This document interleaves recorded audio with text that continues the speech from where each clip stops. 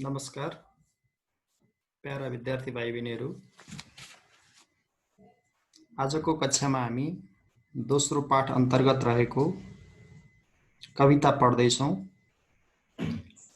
कविताको शीर्षक छ यात्रा सुरु गरौँ। यो कविता प्रसिद्ध कवि दुबसु छेत्रीद्वारा लेखिएको गद्य कविता हो। गद्य कविता वाचन गर्दा आफ्नै किसिमको लय हुन्छ। यसमा पद्य वा छन्द कवितामा जस्तो लयको खास नियम हुँदैन। म यो कविता वाचन गरेर सुनाउँछु। विद्यार्थी भाइ बहिनीहरूले पनि आफ्नो पाठ्यपुस्तकमा यात्रा सुरु गरौँ कविता हेरेर ध्यानपूर्वक सुन्नुहोला। कविता यसरी सुरु हुन्छ। समयको एउटा लामो झरीपछि बल्ल घाम उदाएको छ।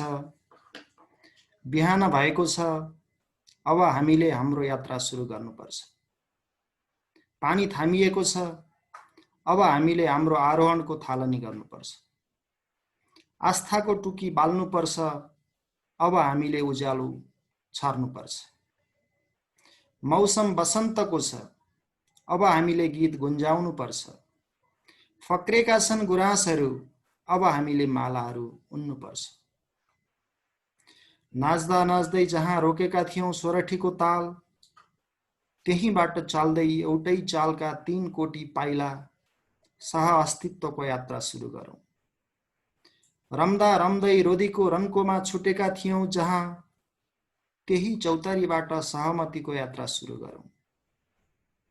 पहेलपुर धान खलियानमा राखेर माघीको न्वागी खाँदै स्वावलम्बनको नयाँ यात्रा सुरु गरौँ। घुम्दै विवाह पञ्चमीको मेला पर्खिँदै थियौं जहाँ, मधेसको पवित्र छठ र त्यही जानकी माटाको चन्दन लगाउँदै सहिष्णुताको यात्रा सुरु गरौँ। गाउँदा गाउँदै जहाँ रोकेका थियौं सेलोको भाका, त्यहीबाट गाउँदै बन्धुत्वको गीत उज्यालोको यात्रा सुरु गरौँ। मनाउँदै लोसार जहाँ पुज्दै थियौं हिमाललाई मानेर देवता, त्यही आकाश सुने हिमाललाई साक्षी राखेर सहकार्यको यात्रा सुरु गरौँ। जप्दै गौरा जहाँ नाचेका थियौं देउडा, जप्दै गौरा जहाँ नाचेका थियौं देउडा, त्यही कर्णालीको मुहान लिएर उभिएर नवनिर्माणको यात्रा सुरु गरौँ। खोज्दै शान्तिका 2 सम्बोधी आँखा, जहाँ हामी लोलाएका थियौं, उडाउँदै शान्तिका सेता परेवाहरू, तिनै सम्यक आँखाबाट शान्तिको यात्रा सुरु गरौँ। शान्तिको यात्रा सुरु गरौँ।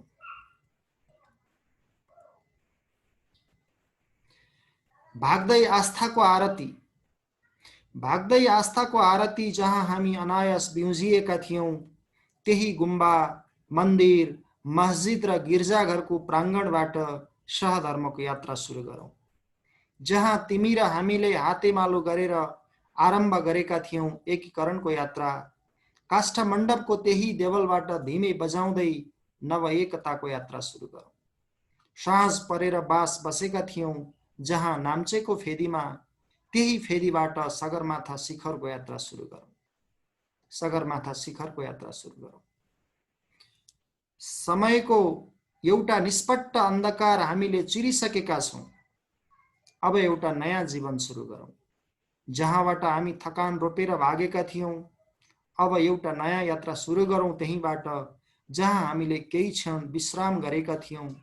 राष्ट्र नवनिर्माणको यात्रा सुरु गरौँ त्यहीबाट जहाँ हामीले शान्ति र समृद्धिका सपनाहरू सजाएका थियौं। राष्ट्र निर्माणको यात्रा सुरु गरौँ त्यहीबाट जहाँ हामीले शान्ति र समृद्धिका सपनाहरू सजाएका थियौं। धन्यवाद।